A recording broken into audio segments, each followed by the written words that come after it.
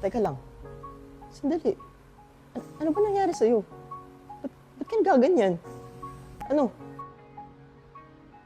Sagot, Ash. May gusto ka pa rin ba kay Zeph? Kay Zeph? Ash, wala na. Ash, wala na. Matagal na yun, di ba?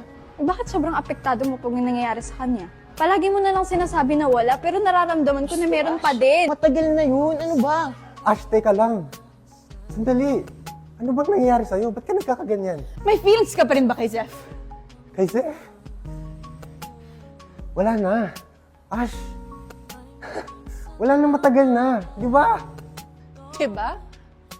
Kasi parang meron pa rin eh. Tapos hilig mo kami ikumpara sa isa't isa. Ash. Teka lang. Ano ba nangyari sa'yo? Kaganyan. May gusto ka pa rin ba kay Zeph? Zeph. Wala na. Ash, wala na, matagal na, di ba?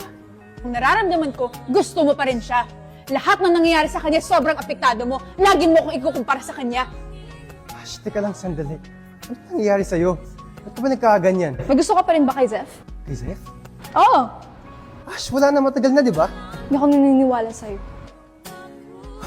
Nararamdaman ko pa rin na may gusto ka pa rin ba kay Zeph? Ang lakas mo kong ikumpara sa kanya?